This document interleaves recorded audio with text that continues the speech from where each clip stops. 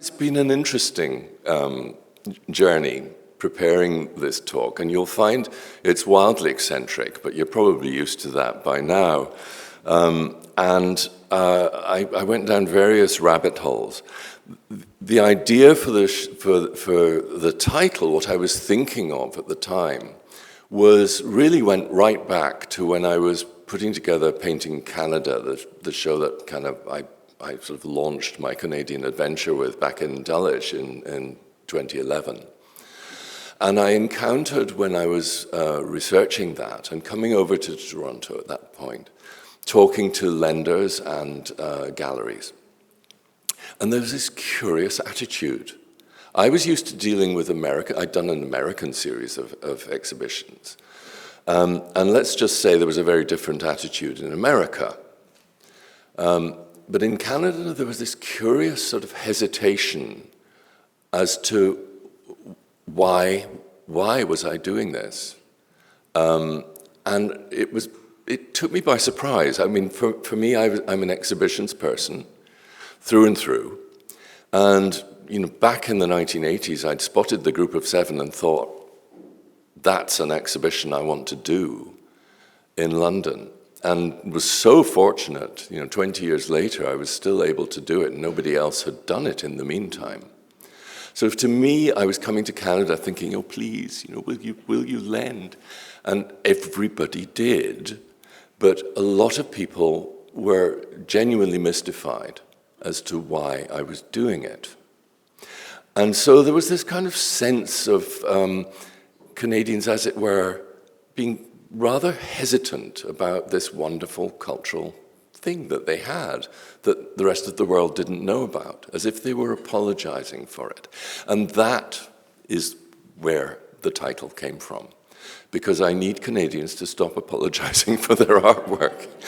It's a fantastic cultural. Yes, sorry, absolutely. Anyway, I just wanted to say, I mean, it's a kind of cliche. Canadians are very sure that, they laugh at themselves because they apologize for everything. It's a standard thing. But I just wanted to tell you, where do you think you got that? It's from the Scots, of course. I was brought up to believe that basically everything was my fault and I should apologize for it immediately. So, of course, scratch a Canadian, there's tartan underneath. I've always decided this was the case. But anyway, in dealing with this theme, I actually realized that there was something that was about me. I recognized a pattern. Because why? Why was I so keen on tackling Canadian art? Why would a Brit come over to a wonderful institution like this to lead it? And it was partly because that hesitancy in Canada was kind of like a red rag to a bull for me. And when you look back at my career, which I shall very self-indulgently do, I think, at this point, you see a pattern emerging. I'm an art historian, I'm a curator, and I have always been responsible for old master paintings, particularly, the Kenwood collection, the Dulwich collection. And these were great old master collections, and you wouldn't perhaps expect me to be interested in Canadian, particularly 20th century Canadian art. But in fact, I'm a generalist. And because I was always an exhibitions person right from the start, I was always looking at ways of showcasing art in ways that would be interesting for people. And that means kind of tackling some issues, I think. I, early on in my career, identified my enemies in this process. Foremost amongst that is art snobbery. I am absolutely allergic to art snobbery, and I think we all know what we mean by that. It's an area that is often embodied by art critics and by connoisseurs particularly. There's a tradition of it. And I'm glad that Sarah Milroy isn't with us tonight, but because she was a great art critic. She's the exception to the rule. And the reason that she was a great art critic, and will be a great director when I leave, is because she didn't expect people to obey her. She did not write and say, this is what I think and I'm right. So that's the mark. A bad art critic tries to tell you that they have these wild opinions and they're right, and you should learn from them. That's not art criticism. That's autocracy, effectively. The other thing I don't like is kind of art historical canons, and by that I mean there's a whole sort of series of hierarchies that you're supposed to obey. And this is an area that curators and art historians like myself tend to be guilty of. You know, we have hierarchies of artists. This artist is the best. This one is not quite as good. You shouldn't like this one, but you can like that one. And we've written it up as art history. And you have to realize art history is a construct like any other. And you should question that. And that's the great benefit of exhibitions. You can question constructs like that. And so that's me. I'm also, as you may also have gathered, extremely opinionated myself. And frankly, after nearly 40 years working in art galleries, I think, I've got the right to those opinions. But I don't make the mistake of assuming that my opinions are right. I hope I never make that mistake. I can show you, let's start with this. Now, you all recognize that immediately. It's Reapel, and I'm sorry I haven't got the title there, but you can bet your life it's untitled. That'll be its title. And the reason I put it up is going to shock you to the core. It's because I don't like Reapel. And again, I'm quite glad Sarah's not here because she'd be up in arms with me immediately. Sarah and I both went separately to the great exhibition at the AGO a few years ago, which was Reapel and Joan Mitchell, who was his partner, an American abstract expressionist. And we came out saying exactly the same thing about the different artists. In other words, I came out and said, Joan Mitchell blows Reapel out of the water. At which point, I bumped into Sarah and she said, oh, Reapel just blows Joan Mitchell out of the water.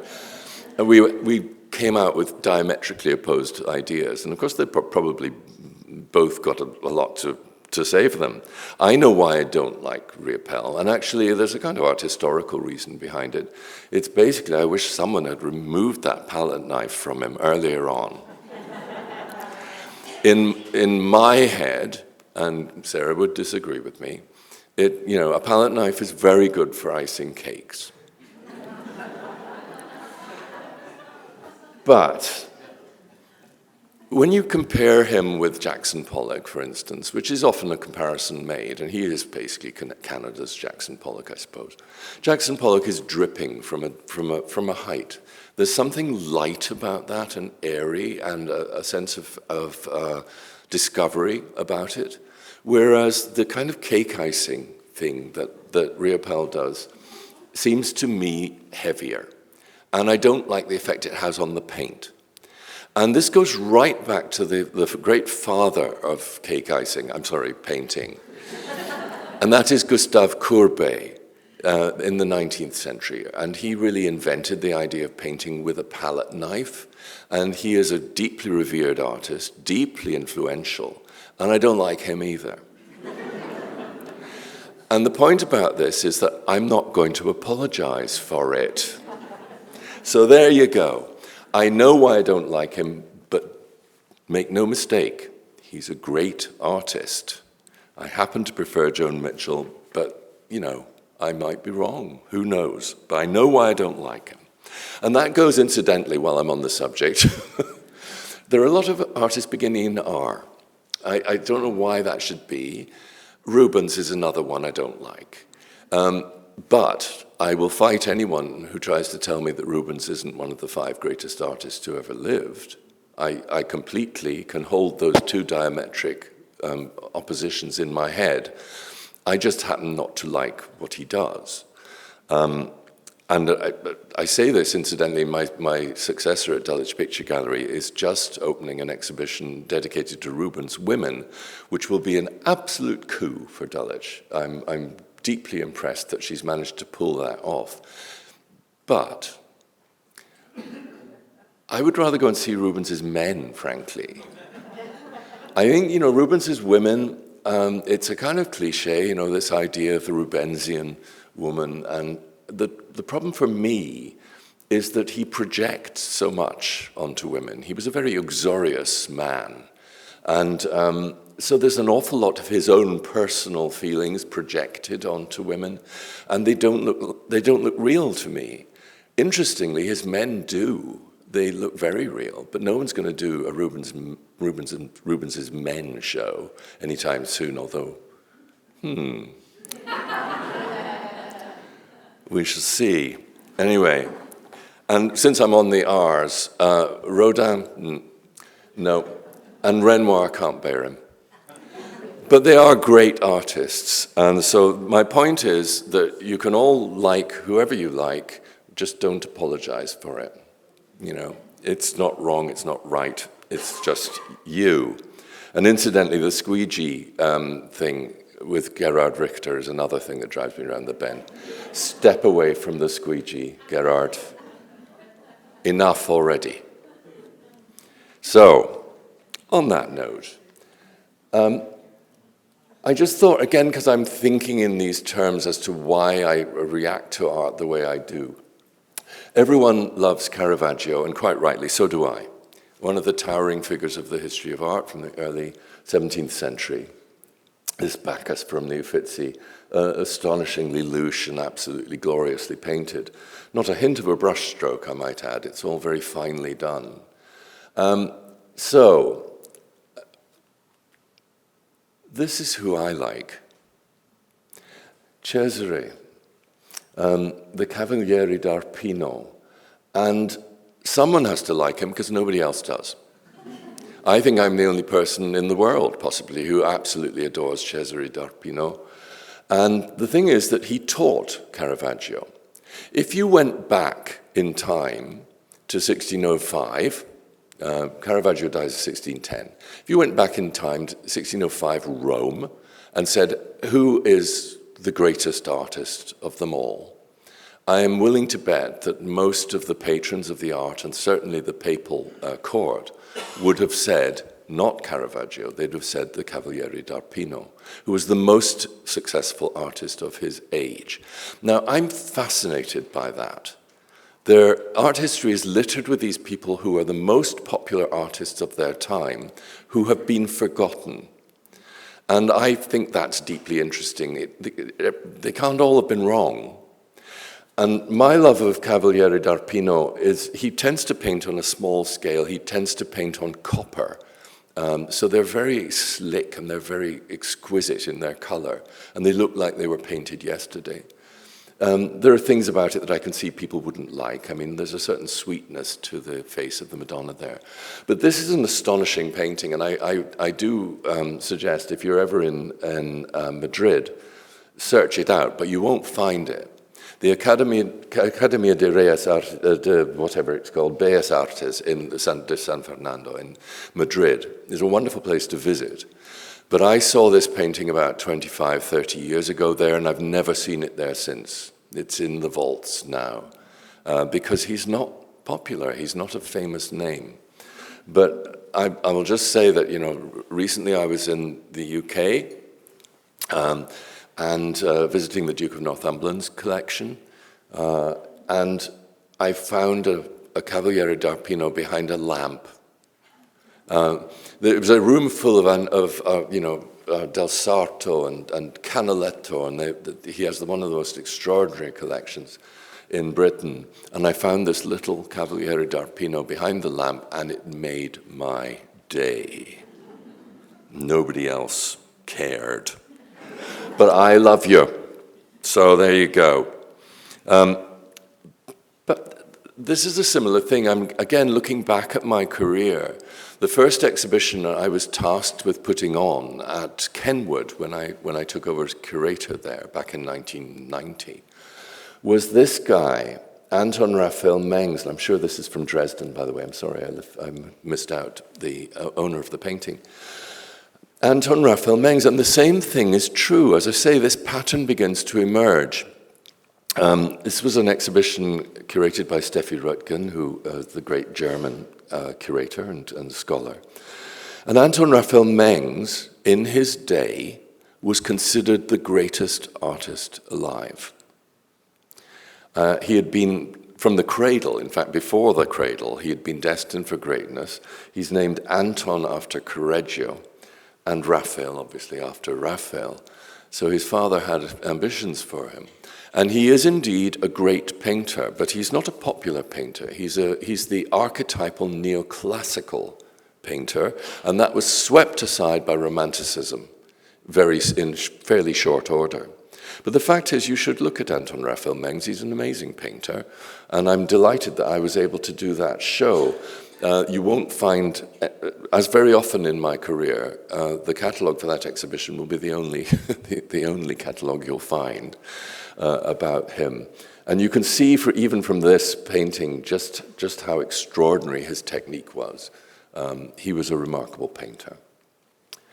Now, at Dulwich, when I got there, this is the most famous painting there, the Rembrandt, I did a whole series of shows. I was very fortunate. I had a couple of enlightened sponsors who effectively funded an entire series of Old Master exhibitions. And their ideas, this is Arturo and Holly Melosi, their idea of what constituted an interesting Old Master show coincided very fortunately, precisely with mine, which is, again, not necessarily looking at the great names.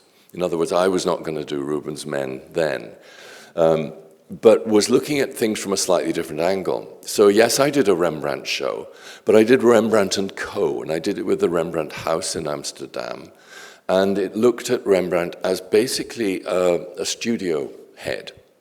Effectively as a kind of industrial painter. He had all these pupils that he taught to paint like him, so that they had this production line.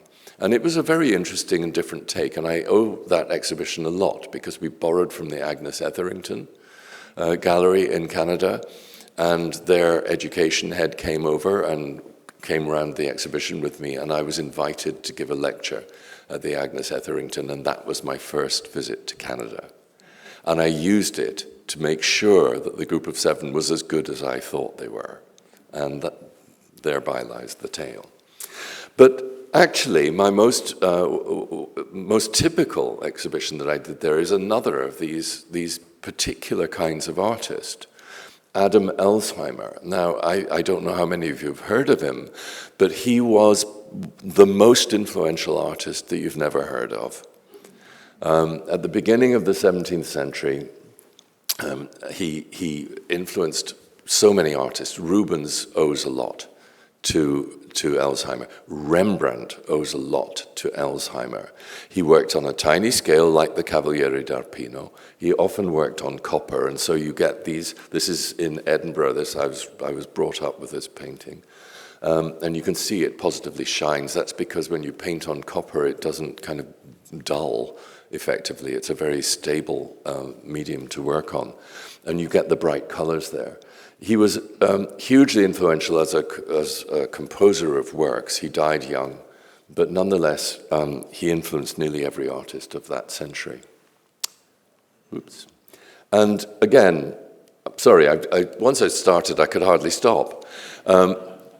You won't find another book on Adrian van der Velde, but I'm very proud that I did it. Adrian van der Velde is probably the greatest figure painter of the Dutch Italianate school of painters. The Dutch Italianates are deeply unfashionable, and so, of course, I love them to bits. Nobody loves them anymore. After the early 19th century, nobody collected them. At Dulwich, because it was put together at the beginning of the 19th century, there was a great collection of Dutch Italianates, and I sent them touring around the States at one point, and we did a major exhibition on Dutch Italianates, and that's the only catalogue you'll find on that subject as well. Adrian van der Velde has sort of gone completely under the radar, but he was a deeply important artist of the time.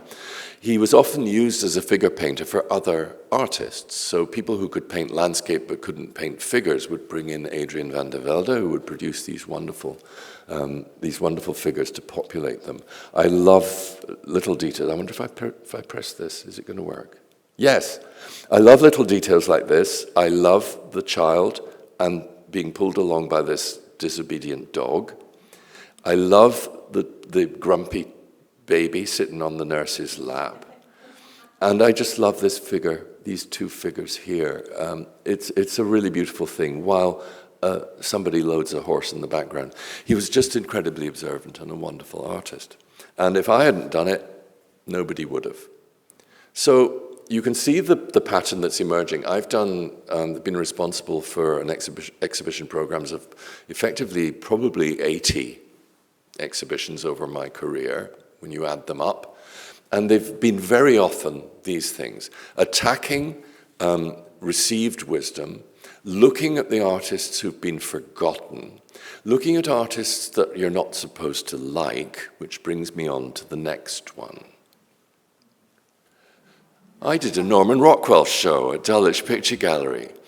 And I mean, Brian Sewell, the then critic of the Evening Standard, it was a miracle he didn't pass out then and there. He lived another few years. I didn't quite kill him on that occasion. But I really thought he might keel over and simply die out of outrage that Norman Rockwell should be given a show at Dulwich Picture Gallery. But Norman Rockwell is a great painter. I mean, obviously, he's the sort of inventor of Americana. We all know him so well. He did all those covers for the Saturday Evening Post and is one of the most remarkable illustrators of the 20th century, I think. But the thing about him is that they're all painted in oil on canvas. He is an oil painter. He studied in the Louvre. He studied in the Prado. He knew his stuff. When you see something that reminds you of Vermeer in Norman Rockwell, it's because he's been looking at Vermeer. And I found this absolutely fascinating, and so I did this show. And I do think that this is one of the great paintings of American art in the 20th century, frankly. And it's deeply unfashionable of me to say that. But of course, this is a historic moment. It's the problem we all live with, 1964. And this is the moment when Ruby Bridges, I think she was 8, at the moment of desegregation in Alabama, went to school in what had been a whites-only school. And in order for her to go to school, she had to be accompanied by 4 armed policemen and had to walk past crowds of baying people, throwing tomatoes at her and screaming abuse. This tiny little girl, incredibly brave of her. I admire that intensely. And it was Norman Rockwell who caught that moment and who made something unforgettable as an image. It's one of the great paintings, I think, of the 20th century in America, as I say. And all credit to him. And I hope, in my next slide isn't going to cause offense, but I'm reminded of this wonderful painting, which is on display downstairs at the moment. In Conversations, the great Kent Monkman, a truly great contemporary Indigenous artist, Cree artist of present day in Toronto. And his style is not often like this, although he plays games with American sublime inspiration. He looks at traditional forms of art from the Western colonial tradition and subverts them. That's what he does. He's a great trickster, Kent. But this is not trickster. This is obviously a study for the sparrow. It's a painting of a little girl in a residential school and reaching up to a sparrow on the windowsill, a symbol of freedom, which is unavailable to her, with the crucifix on the wall, on the blank wall behind. It's a very moving and actually a quite upsetting image, but it's very beautiful. It's very realistic in a way that reminds me of, in fact, Norman Rockwell, who was also a great realist painter. This is not, of course, illustration, this is fine art, but he's playing the same games. And I don't think Kent would be upset at me making that comparison, at least I hope not. He's younger than me, beat me up. Let's move on. So this was the question that sort of started this talk, really. This is what I was thinking of. When I came over to talk to collectors about Painting Canada, about borrowing works for this Group of Seven show, one of them, and I can't remember who it was, literally said this to me: won't Europeans just laugh at Tom Thomson and the Group of Seven? And I thought at the time, this was a kind of national inferiority complex coming to the surface. But I also think, in hindsight, that there's an element of protectiveness about it. I think Canadians deeply love their art. People deeply love the Group of Seven. This has been my experience. They tend to love them or hate them. But the love is very deep, and they're very proud of what Tom Thomson and the Group of Seven did. And the thought that Europeans wouldn't get it was really what was worrying this person. Not that he felt that there was anything laughable about their work, because quite surely there wasn't. But nonetheless, this set me thinking. And I think it spurred me on at the time to carry on with this exhibition. I had tried to find a curator to do it in Canada, and by a kind of version of the same issue, the major curators of that day, who were leading experts on the Group of Seven and Tom Thomson, wouldn't do it. I came to them and said, look, I want to put on a show at Dulwich, will you curate it? And the two people I went to, leading names, both said, no, we've been there, done it a million times, no. They wouldn't do it. So eventually, one of the collectors I was borrowing from said, you're going to have to do this yourself. And so I did, with the help of Katerina Tanasova and Anna Hudson in Canada, to keep me on the right track as far as they could. I'm not easy to manage. But I think this attitude that I encountered in Canada it was a trigger for me, in the same way that all those artists that I've just shown you, the exhibitions that I did at Dulwich, I was triggered by the fact that you weren't supposed to like these people. There was a reason why these people had disappeared from the canon, and I was wanting to right that wrong. And I felt the same about Painting Canada. I wanted to prove, because I knew, I was experienced enough in exhibitions to know a blockbuster when I saw it. And yet people were really tentative about why I was doing it. I was proved right. It was a blockbuster at Dulwich, one of the best shows we ever put on, the most visited shows we had ever put on at that point. Over 40,000 people visited it. And it then eventually toured Europe, two venues to Oslo and Groningen, and then it came back to the McMichael. So it kind of led the way for me. That's the quote, and it knocks you back on your heels a bit. But this is where my journey started, because back in 1987, I was working in the Royal Academy Library. I was a curatorial assistant there, responsible for the collection at the Royal Academy. And because I was based in the library, the way things were done at the Royal Academy was you always did about 3 jobs. I've never forgiven them. When I left 2.5 years later, they replaced me with 3 people. I'm not joking. I had been doing 3 people's work and enjoying it, I might add, so I'm not too disgruntled. But the thing was, I was working literally in the only place in the United Kingdom, I suspect, that had books about the Group of Seven, because the library at the Royal Academy was put together by artists. And artists had links with Canada that we perhaps weren't aware of. Jackson had made friends with Wyndham Lewis, for instance. He was well regarded. Jackson had exhibited in the 1919 war art exhibition at the Royal Academy. And so artists were perhaps aware of the Group of Seven in a way that art students weren't, and art historians weren't. So one day, a student brought back a pile of books, and in there was a book about the Group of Seven, and I happened to open it. And that's what I saw. This amazing painting by J.E.H. MacDonald. And it was love at first sight.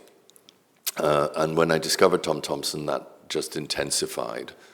I couldn't believe that I had never heard of these artists. And it was not a surprise to me. This is the other thing that I want to make clear. This was not something completely new to me, although the scope of the landscape clearly is. This is different. Canada looks different from everywhere else. Take my word for it. And so this wonderful view, but the technique was not foreign to me. I mean, it comes ultimately from Van Gogh. And he had led the way a good long time before that. But he'd really revolutionized the way that landscapes were painted, but it's to do with intensified color and brushstrokes. That's basically what it's about. And MacDonald's painting takes that and works with it. It's not foreign. I was just astonished that in being aware of post-impressionist landscapes, I had never encountered the Canadians before. I had no idea that anybody could paint in Canada because nobody taught me that at Edinburgh University. But the thing is that one has to bear in mind, and this is why I think it's valuable for someone from Britain to have come to this institution, is that I have just because of my background in exhibitions, I do have this breadth of awareness of European art particularly. And for instance, in 2016, one of my last exhibitions at Dulwich was to do with Nikolai Astrup, who is a Norwegian artist. And the comparison there is really quite strong. This was done in 1905 to 1907. And he dies in 1928, as far as I remember, quite young, and is deeply revered in Norway. And the thing is, there's a comparison here, because Canada, if you know the story of the Group of Seven, they're very aware of Canada as a young country. I'm talking in colonial terms, of course, from 1867. Basically, they saw it as a young country that the art of the time, the Western-style art, landscape art, did not do justice to. It was the landscape art that you would see at the exhibitions in Toronto in the Ontario Society of Arts was very reminiscent of Dutch 19th century art, which itself looked back to 17th century art. It was basically painted in shades of mushroom soup. And Barbizon. You know, it was actually quite backward, retrograde. They hadn't really dealt with Impressionism even. It was the bit before Impressionism. So it was very old-fashioned, and so they were trying to create a landscape language that did justice to the great outdoors in Canada. And they looked to artists like Van Gogh. The same thing happens in Norway, interestingly. Norway became an independent country, independent of Denmark, I think Denmark. They'd been part of Sweden before that, but in 1905. So the artists of that period, notice the date, the artists of that period in Norway saw themselves as doing exactly what the Group of Seven were doing. They were inventing a language to do justice to Norway, a national painting language. We're always very uncomfortable with nationalism in art, but at the time, that was a logical thing to be searching for. The tradition in Norway was of exceptional quality of realism. Their 19th century artists are absolutely extraordinary academic artists that were beautifully trained in Germany, usually. Virtuoso painting of the highest order. And someone like Astrup comes in with the same lessons as our group of 7. In other words, what you see here is intensified color. You see an absence of aerial perspective. Effectively, the darkest thing in this painting is the hillside that provides you with the horizon line there. In other words, you don't get this 19th century idea of gradation in terms of light backwards in the painting. Everything is of the same intensity, and this is something that is right there in MacDonald's painting too. And so Astrup, funnily enough, provides you with a very nice comparison with the group of 7 from the same date. As I say, he dies in 1928. What we have to realize is that there's a certain insularity in the way that we have looked at Canadian art, but in fact, it fits into a much broader global context. Artists in Sweden, in Norway, in Russia, in Britain are actually making the same discoveries. Augustus John in Britain, for instance. So that's one of the things that I've brought to this, to the table here, I hope, at the McMichael, is this sense of Canadians really need to get their art there out into the world. Not because, not in a kind of flag-waving kind of a way, but because they deserve to be there. Tom Thomson could be on a wall with Van Gogh and hold his own, and they're coming from the same idea. That's my opinion, and I won't apologize for it. Here's the other quote. This happened very recently, and I mean, if the person who said this to me is in the audience, I apologize for using your quote here.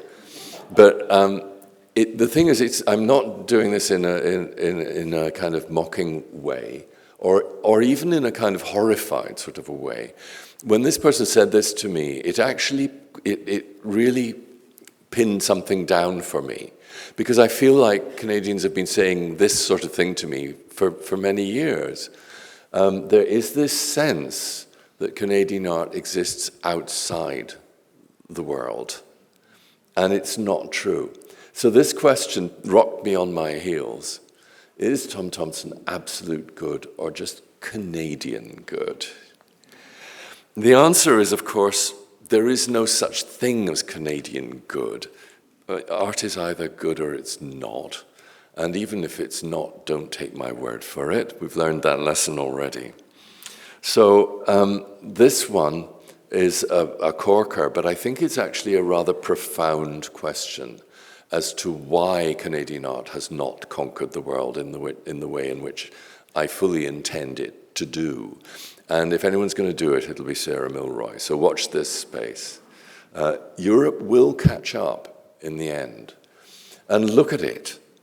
You know, this could hang on any wall in the world, and it's a great painting. And interestingly, of course, the thing that fascinates me about the whole Tom Thomson show is the technique that he uses. He's basically inventing it out of what? We don't know. He'd never seen a Van Gogh. We know he was keen on Van Gogh, but he'd never seen one. And all he could know about Van Gogh was what A.Y. Jackson or possibly Lauren Harris or Varley or Lismer had told him, because they would have seen Van Goghs. And so they could do a demonstration perhaps, but illustrations in magazines weren't good enough for him to really have an idea of what Van Gogh was like. And yet he produces this painting, which is a marvelous exercise in post-impressionist color work and brushwork. This is divisionist painting. It's very formalized. He builds up his paint like brickwork on top of each other, horizontally in the water and in the sky. And then in the foreground, the brush strokes follow the land. And you have this wonderful tree in the foreground. Now, we think of that as absolutely iconic Canadian, and of course it is, but it's not alone. And here's Astrup. And this is a peculiarly Norwegian painting, but there you have the tree in front of the lake and the hills in the background. It's not an isolated thing. Of course, because it's Norway, and they're very peculiar this way, I have to say. He sees the tree as a troll. Trolls lurk everywhere. Who knew? In this case, the piece of information that perhaps you won't thank me for, is that this white mountain in the background, you can't really see it here. You'd have to see the painting itself. Is basically, I can't remember what it's called. I think it's called the Ice Princess, because in winter, when it's covered in snow, it takes on the form of a naked lady lying backwards like that. And actually, he's painted it effectively as a naked lady. So that kind of gives you a rather horrible insight into what the troll is actually up to in the foreground. So sorry to have shared that. But the point is, this is a nice piece of post-impressionist painting as well, coming from the same lessons learned about color and brushstroke and all the rest of it. It's just this is in speaking Norwegian. Canadian on the right, Norwegian on the left. And of course, here's the other one. Done in the same winter, the West Wind at the AGO. It was said apparently that it was still on his easel when he died, and he was having difficulty with it. And I can tell you now what the difficulty was, because there's too much Art Nouveau in this painting. And I think he was aware of that. The sinuous lines of the tree, it just bothered him. And you can see why, because the painting of the sea behind there, of the lake behind there, is miraculous. This is a wind whistling across the water, and nobody can paint wind whistling across water like Tom Thomson. And then you have this very kind of, I don't know, it's like a liberty pattern tree in the foreground. It was bothering him, and I understand why. And I also don't think it's quite finished, but I may be wrong about that. Anyway, just to put it in context again, there's Monet from 40 years before, Antibes. The wispy pine tree in front of the water and the hills in the background is a standard thing. It appeals to artists, and I think independently. I'm not saying that Thomson knew this painting. Of course he didn't. He'd never been to Europe. He'd never seen this painting. Nonetheless, he's working in a tradition, and ultimately, because my mind works like this and I go down rabbit holes, this is where it's coming from. In the 17th century, Claude Lorrain, who is the great archetype of landscape painting, kind of the first of the great landscape painters, with Poussin, I think. And Claude's trees are amongst the most influential things in all of art, and we tend to have forgotten Claude a little, I think. We prefer Poussin these days, but those feathery trees, they have a long life in the history of art. And ultimately, Tom Thomson's trees come from this. So, looking at the pointers, obviously Tom Thomson is on my mind a lot at the moment. I'm so privileged and honored to finish my career on a Tom Thomson show, I can't tell you.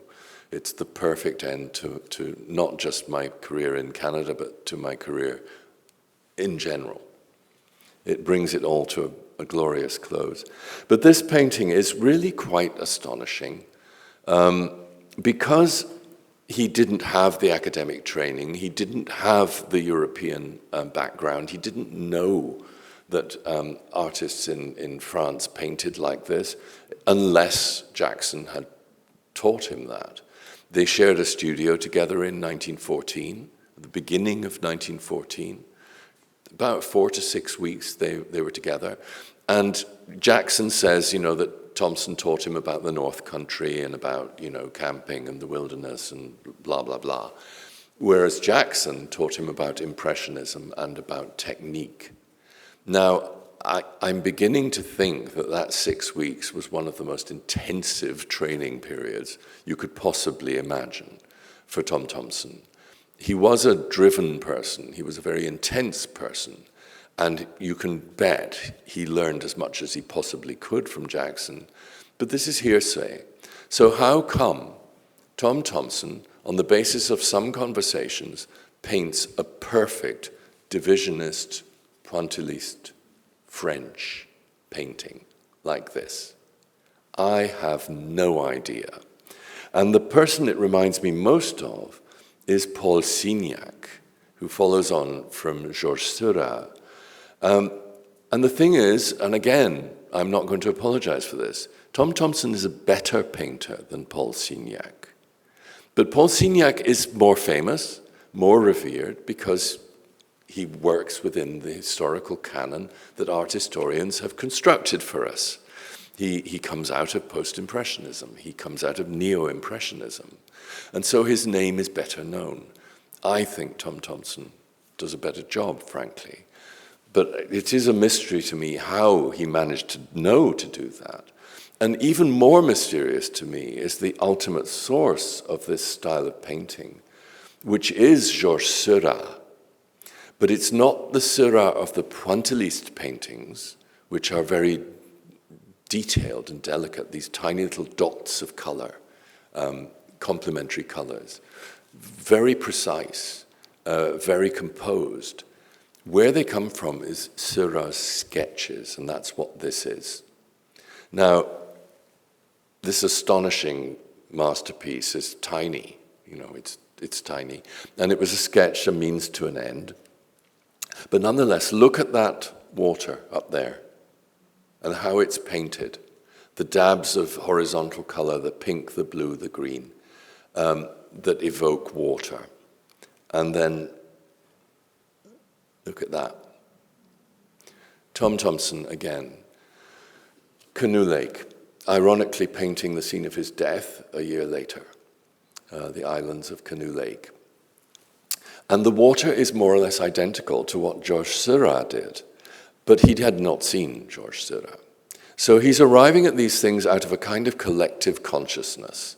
And I do have this great belief in a kind of collective, it's a Jungian idea, but the idea of the collective consciousness in which artists across the globe tend to produce things that are similar out of the same period, without necessarily looking at an influence or a direct link between them. Basically, if you've lived through, for instance, Art Nouveau, if you've lived through a whole period of arts and crafts, you are going to paint in a certain way. And those influences, general in the air around you, globally, will emerge in Britain, in Norway, in Canada at the same time. And that's the only way I can possibly account for this little piece, which if you didn't know it was by Tom Thomson, you could almost confidently ascribe to Georges Seurat from 30 years before. And since we're on the subject of these kind of collective consciousness idea, Jackson himself was, of course, a very sophisticated painter before he came to Toronto in 1913. He had had years, decades, of painting in Britain, in France, in Italy. He knew what was going on. And he was painting in 1912, as you can see here. This is the Somme River, Bikini. And he's painting like an international impressionist. And he was a very sophisticated international impressionist at this date. Again, this could be by a French artist, and to illustrate the point, I show you this. Camille Pissarro from the 1870s. Again, 40 years before, but nonetheless, he's painting in this general style of Impressionism. And frankly, again, I hate to say it, but Camille Pissarro is another of these artists that bores me to death. And I'm not going to apologize for saying that. It's purely my opinion. Pissarro, Sisley, they all bore me to death. Monet, on the other hand, is a towering world genius who, deserves every credit you can get. But this is a nice painting. And I've included it for purely selfish reasons because I'm going to be living just a few hundred yards up the road from this. This is Dulwich College, which is between my little house and Dulwich Picture Gallery. So I used to walk past this view every single day of my life, going down to work at Dulwich Picture Gallery. And it is rather wonderful that Pissarro was there and painting this wonderful view of Dulwich College. But I think in comparison, what I'm saying here is that Pissarro and Jackson are basically painting in the same kind of style, at the same kind of level of sophistication, but in Europe, no one's heard of Jackson. That's the point I'm making. So, later on, of course, Jackson is looking, I think, at other influences as well. And the thing about everyone else, the group of seven in particular, was that they were all sophisticated, they were all trained academically. They had worked abroad. Jackson, as I say, had worked in many places abroad, but Lismer and Varley trained in England, of course, first in Sheffield, but then in Antwerp. Franklin Carmichael even made it to Antwerp briefly, and Frank Johnson studied in Philadelphia. They were sophisticated artists, well trained. And so I think it is probably arguable that Jackson has been influenced, and what I'm thinking of here, this is Expressionism, basically. He goes through this phase in 1923-24, where he paints in these bright, bright colors. I mean, this slide is slightly too bright, I would say, but nonetheless. And I'm always convinced that what he's looking at, if you can just see it there, is Munch. And I think he's aware of the scream. I wickedly put the Munch in there, so that it practically completes the landscape for you at the top there. But the colors are there, and I think Jackson goes through effectively an expressionist phase, and it's a European expressionist phase. So we may think of him as purely Canadian, but actually he's a great European as well. And here we have a rather odd thing by Varley. But the thing about Varley is that, as I say, he's trained in England. He knows what's going on in England because he only leaves in 1912. He was already, I think, in his 30s at that point. So he had his training there. He'd studied in Antwerp as well. And he's very well aware of what's going on in England. So I think he was probably aware of another artist, another of my neglected names that no one's ever heard of now. I should have done a show about Frank Brangwyn, clearly. The problem with him is that he paints on an enormous scale. But Sir Frank Brangwyn, well, you notice, he was knighted. This was a famous, famous, famous artist in Britain at this period, 1915. And Frank Brangwyn is now kind of famous in Belgium, oddly. I don't know why, but there's a museum of Frank Brangwyn in Belgium. But in Britain, he's been more or less forgotten about. But he's a towering kind of Michelangelesque figure of the period, as famous as Augustus John. And I'm quite sure that, when you look at the way he packed a composition in this way, the figures go right to the edge of the painting. This is really what's behind Varley's experiment in crowd painting like this, which is a bit of a one-off in his work. And this one is very obvious. But please note the dates. Varley is actually before Augustus John, in this case, a few years before. But there's Augustus John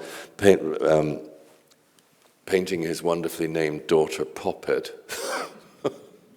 Augustus John was dreadful. He should have had his name should have begun with an R. He belongs in the Rubens, Riopelle, Rodin, Renoir. Dreadful man. Oh God.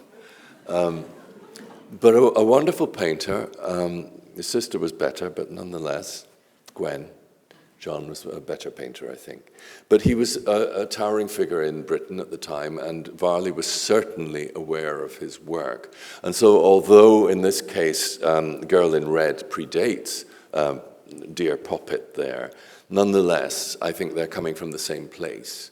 And Augustus John led the way, and I think Varley is consciously quoting an Augustus John kind of portrait, which Poppet represents very nicely as well, but it's that orange that got me. I think that's rather astonishing, a comparison. But again, you know, if you saw the Varley outside Canada, you would think it was by Augustus John. You would think it was not a Canadian painting. And in many ways, it's not. On to David Milne, because my personal journey, I'm sorry, this talk is me. But what are you going to do, fire me? But my engagement with Canadian art intensified. Sarah and I worked together for the first time on Emily Carr in 2014. But we then immediately started working on David Milne together before I had left Dulwich. And it was difficult for me at first. I didn't really get David Milne immediately, but what helped me get him was another British artist. Now, the thing about Milne, this is a classic example from our collection, is the spareness of his painting style. He is incredibly controlled, incredibly rigorous. He uses the minimum of color. Yet he's engaging deeply with the landscape, but he goes a completely different direction from the group of seven. And that's for a very simple reason, which is that when he was teaching as a late teenager, he was teaching in a one-room school in rural Ontario, and decided, he did a correspondence course in drawing, and he decided that he would pursue a career in art, which in those days meant commercial art. That was the only way you would make money. And rather than go to Toronto, where he would certainly have ended up at Grip Limited, alongside Tom Thomson and Varley and Johnston and the Lismer and MacDonald, he flew to New York. And in New York, he saw Matisse, and he saw Cézanne, and he learned a whole different tradition of modernist painting, and the result is unique. So he is the most unique of all the Canadian artists, largely because he started out as an American artist, effectively. The rigor in this thing is absolutely astonishing. How he resisted adding a splash of green here and there, you know, or a bit of red or a bit of blue. How he resisted that, I simply don't know. It's pure discipline. The most disciplined painter I think I've ever encountered. And that's what makes him a genius, because he's so in control. It's quite frightening, really. But also notice the technique. It's this dry brush technique he uses. He doesn't slather on the paint. He is incredibly sparing about it.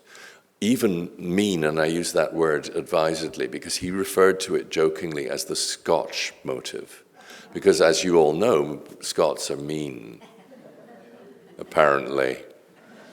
Anyway, it was a self-oppressive joke, which I can forgive him for. About 100 years distance, just about. But we know what he meant. He was aware of his spareness in his use of paint. And actually, it reminded me of this artist, Eric Revilius. And I think this is actually in the Towner Museum. Am I right, Eric? Yes, I think I'm right. In Eastbourne. I'm sorry, I should have put in the owner of it. A gorgeous, gorgeous image. Now, if you don't know Eric Revilius, and you may not, he's a quintessentially English artist, working with, as you can see, a dry brush, in the same way as Milne, very sparing, very controlled in his color, wonderful draftsman. And if you look him up, you'll find another exhibition at Dulwich Picture Gallery, which we put on. And the surprising thing about Eric Revilius was that I'd been aware of him for, since I was quite young. When I first moved to London, when I was 31, and had bought a plate, because he did ceramics and he did design and he did book design as well, and I'd bought a little plate, which I treasure to this day, because you could then, because, he was sort of known, but not very famous. And I loved his paintings as well. Anyway, by the time I got round in, I think again, it must have been about 2016, to do an Eric Revilius show, at Dulwich, to my utter astonishment, it turned out that he had, in those 30 years, become the most popular artist in England. And we doubled our visitor figures. It was an absolutely astonishing show. Painting Canada brought in 40,000. Revilius brought in 82,000 people. And I'm delighted that he's become so famous. So if you don't know his work, please look him up, because Revilius is very, very special. He was lost in the war. His plane went down. He was flying over Greenland or Iceland, I can't remember which, and the plane went down. So he died quite young, but he left this wonderful body of work. And this is kind of how I got into David Milne. And I think, again, it's this part of this collective consciousness thing.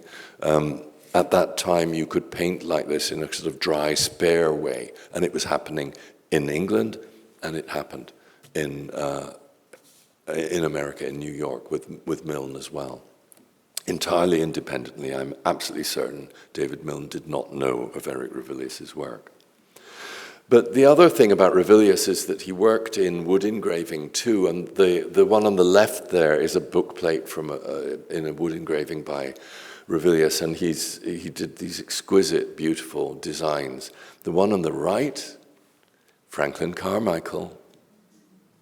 And Franklin Carmichael again reminds me of Revilius, because he was multi-talented. Carmichael is a great oil painter, as you know, but he was also a designer. He actually made furniture. He made furniture for his own cabin that he built himself. He did book illustration. He did wood engraving. He did prints. He did screen prints. He was multi-talented. He was a teacher, of course, so he taught other people how to do these things. But he also works in a very similar wood engraving style. And this is interesting to me because England is the kind of birthplace of this kind of wood engraving. And often it was women, interestingly. Gwen Ravrat, a very famous example of artists who work in wood engraving at this period of art. And I suspect that Carmichael did know of that school of art, even if he didn't know Revilius by name. But his work can work alongside Revilius, and Revilius is a very great artist indeed, and so is Franklin Carmichael. Now, I just want to include a few, really at this point, what other artists have I fallen in love with during my 6 3/4 years at the McMichael. And again, typically, I've kind of fallen in love with an artist that nobody else loves, so I've got to. I think Panton, Lawrence Arthur Colley Panton, is one of my favorites. And interestingly, McMichael has a really good collection of his work. I think, in this case, in memory of Robert Hubbard, a lot of the works came from either Hubbard's own collection or in memory of Robert Hubbard. And I love this painting with a deep and abiding passion. It seems to me, I shamelessly compare it to Vermeer, not because Vermeer is the source of this, but basically the idea of the quiet domestic interior bathed in light like this, and beautifully drawn. I mean, look at her hand, look at that glass bottle. This is an exquisite painting. Panton, like so many painters, like nearly all of the group of 7, had to earn his living through teaching, and he was apparently a bit of a martinet teacher. People were very scared of him. But he was technically a wizard. He's dropped out of sight, really, because he's that generation, just after the group of 7. So he's not sprinkled with the fairy dust of the group of 7. He somehow missed that, but is an important artist in the decades following. He was in the Canadian group of painters, of course. And I think this is just an exquisite painting from the 1930s. And again, it fits very nicely with European models, and particularly some models of Tristram Hilliard, people like that in Britain. So this resonates with me very strongly. And I was very fortunate. Please forgive this image. This was taken on my iPhone. in a collector's bedroom. And I think this is probably Panton's masterpiece, this absolutely glorious landscape. It's not like the Group of Seven at all. It's the generation after. It's people like Charles Comfort and George Pepper and Kathleen Daly Pepper. Those kind of artists all work in this style. But Panton moves towards surrealism, I think, in this painting. And I would dearly love to own it. But this is all I've got at the moment, this slightly askew image. But watch out for him. If I'd stayed a bit longer here, I swore I was going to do a Panton show. But I'm not sure if Sarah feels quite the same way. We all discovered Prudence Heward, if you didn't know her already. I mean, she's a famous artist, of course, from Montreal. But she was probably the leading star, I think, of Uninvited, which I hope you all saw, either here or at the National Gallery, where it provided them with last summer's blockbuster, and I hope they're properly grateful. Sarah did an astonishing job on that. The only credit I can claim for it is that I did write the original exhibition proposal, but there's no way, a 60-something-year-old Scot, male, could do that show, and so it depended on someone coming along to do it. And when Sarah arrived, I kind of dangled my exhibition proposal in front of her, and she ran with it and turned it into one of the most important exhibitions of the last 50 years, I think, in Canada. And Prudence Heward just shone in that show. She is so individual, so particular, but, and again, I apologize, this is just the way my mind worked. The minute I saw paintings like this gorgeous thing, Roland, I was reminded of a Scottish artist, and I'm going to share him with you, James Cowie. Now, this is a slight reversal of this argument I'm making, because James Cowie came from Aberdeenshire. He's represented, this comes from the Aberdeen Art Gallery, and if you're ever in Scotland, go to the Aberdeen Art Gallery. It's one of the greatest collections of British art you could possibly want from the 20th century. James Cowie is known in Scotland and not outside Scotland.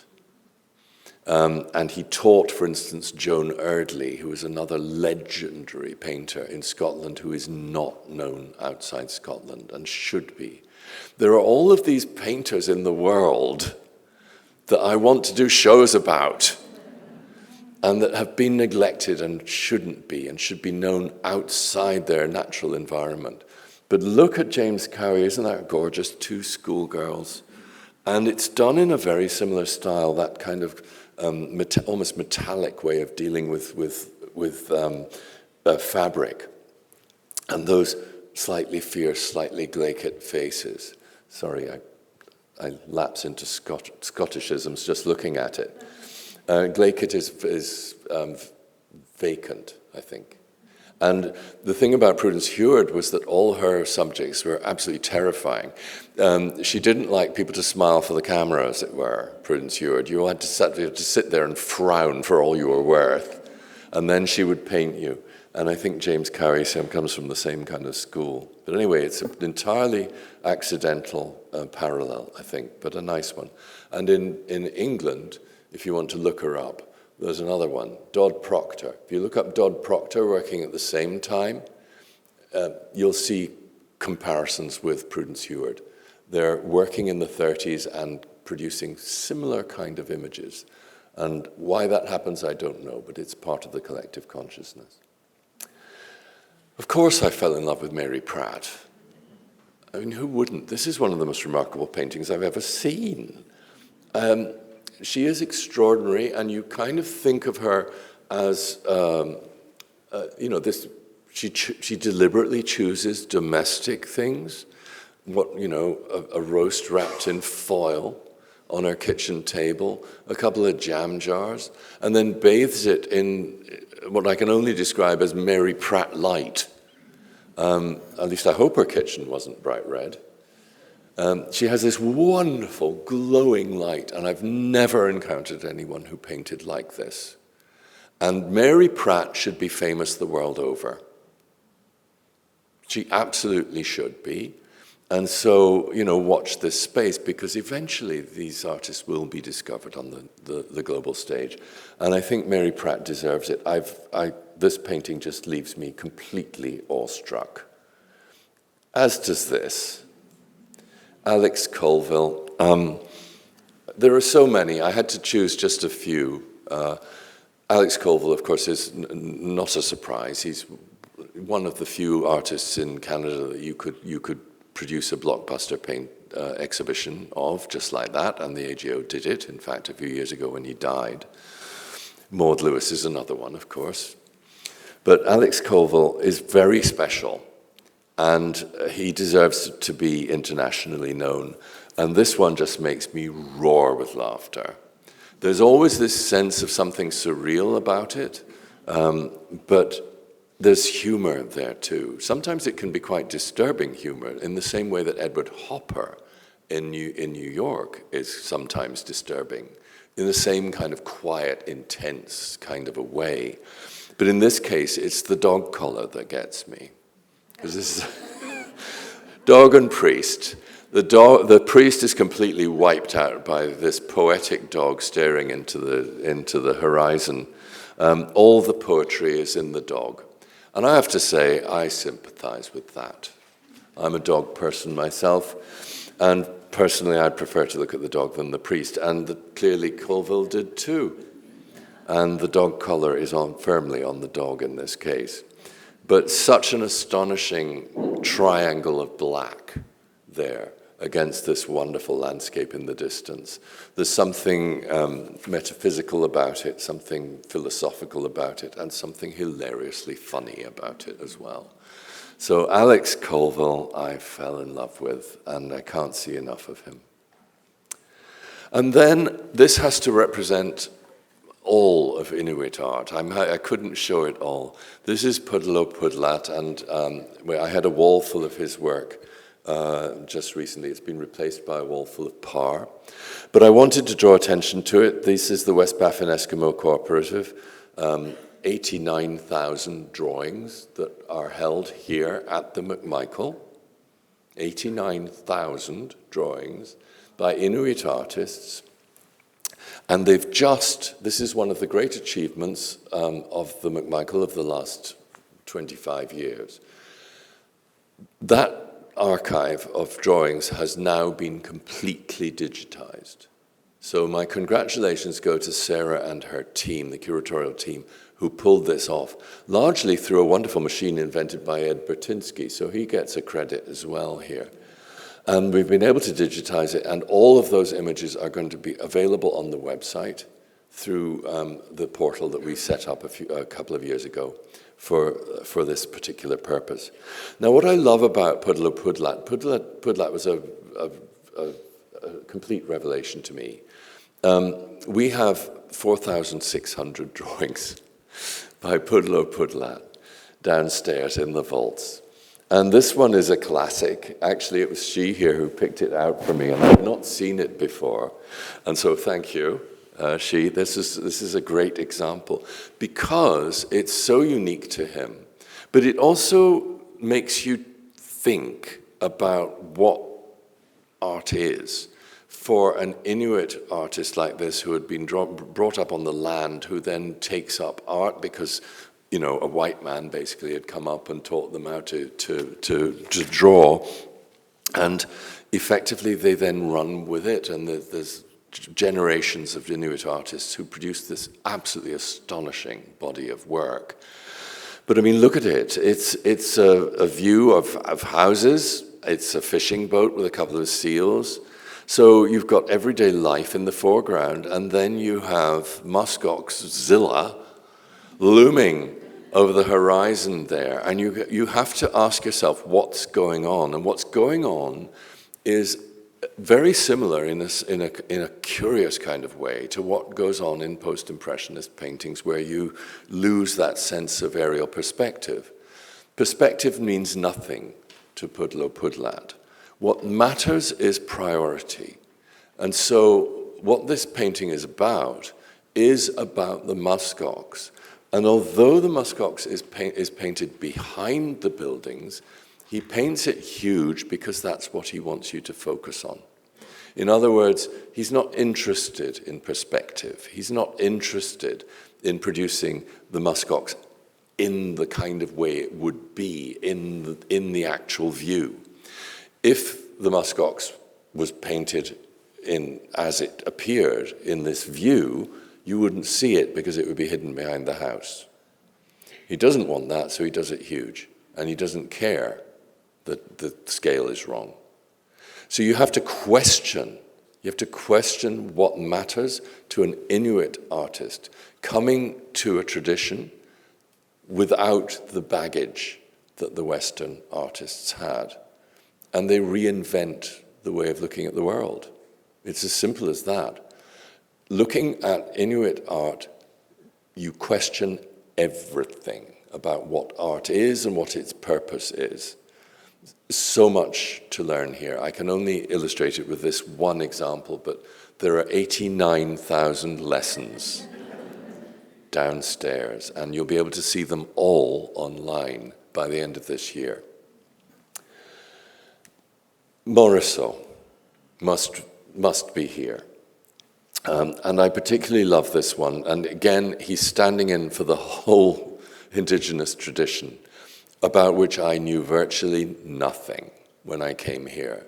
And it's so important, and particularly the developments that have been over the period that I have been here, the horrors of the residential schools that have been revealed. Indigenous art is now front and foremost on our agenda, and Sarah has been very assiduous in bringing those artists forward and showing them in the gallery. And there will be much more where that came from. I should just say that our show Early Days, which you may have caught, but it was a victim of COVID. Basically, we opened that exhibition, which was made up entirely of our Indigenous holdings. Here, a huge show. Had to close almost immediately because of COVID, and sadly. But the good news is that it's touring the States. And so it just opened very recently in Phoenix, where it's a huge show. And the book that is being published, with 70 contributions by nearly all by Indigenous writers, will be coming out just in time for Christmas. So watch this space. It's going to be an important book, a truly important book for Canada, not just for the McMichael. And I just choose this one because I love it so much. It's such a beautiful image. Morisot he needs no introduction. He's often stupidly referred to as Canada's Picasso. What a piece of nonsense that is. He's Canada's Morisot. There's nobody like him. He kind of invents his own language. And it is effectively a self-portrait.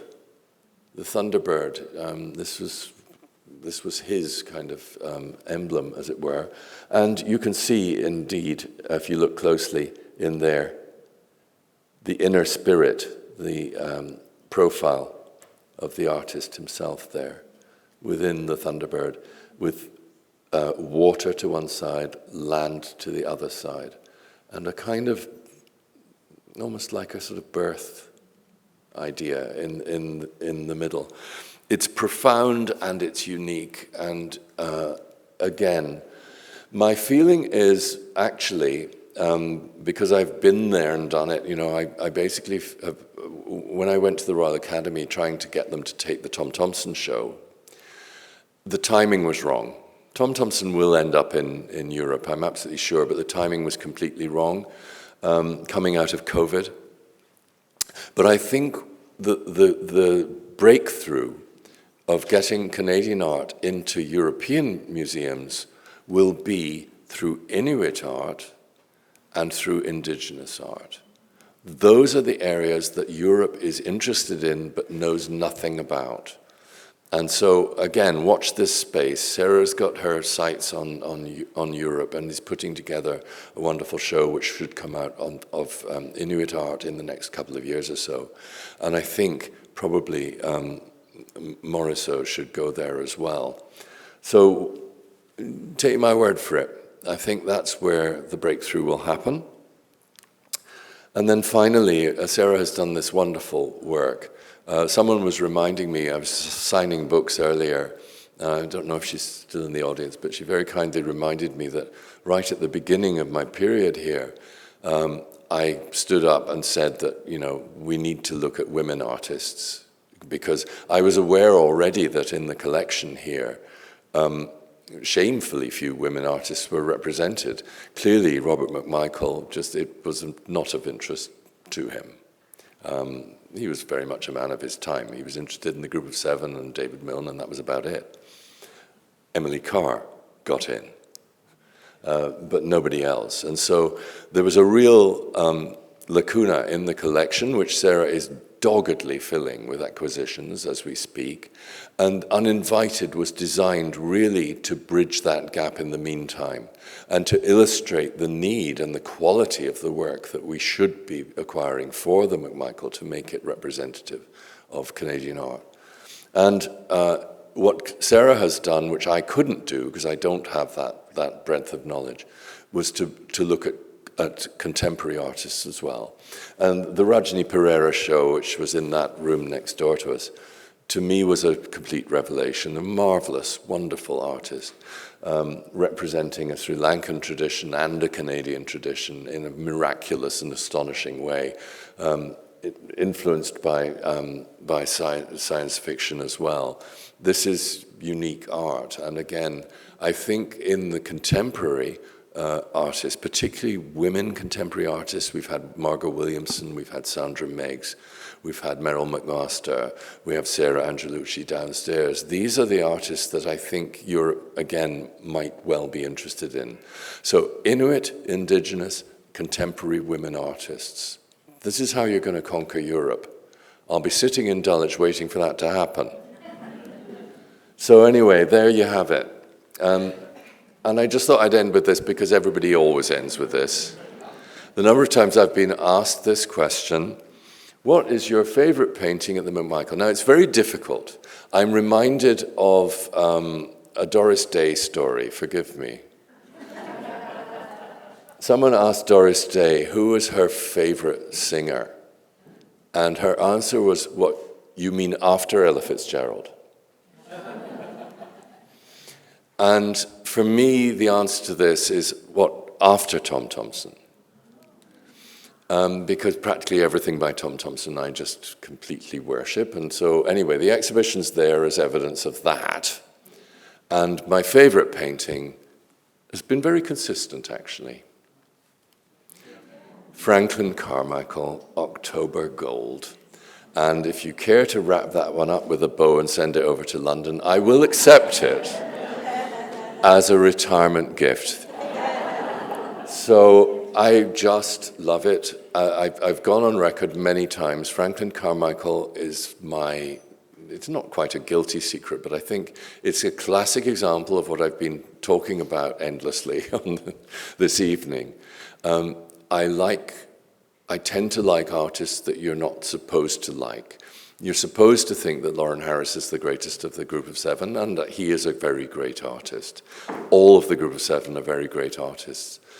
But I love Franklin Carmichael with a deep and abiding passion. He's my favorite of the group, and I think there are very few of us who say that, but I truly do.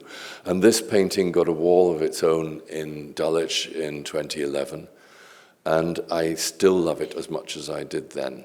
I've never changed. And appropriately, because I had to learn that, in fact, October in Ontario does look like this. I assumed it was exaggeration, but anyone looking out of the windows at McMichael Canadian Art Collection can testify. This is what fall looks like in Ontario. And it's one of my strongest memories that I will take back to England with me, because in England, fall is kind of khaki. And so I will remember these astonishing colors, and I'm glad that I'm here for my last month is October, because McMichael turns into a magical wonderland in October. And you should come here every day, because the leaves change every day and it just gets more and more special. and Franklin Carmichael just caught it. Such a beautiful painting. So there you are, thank you. And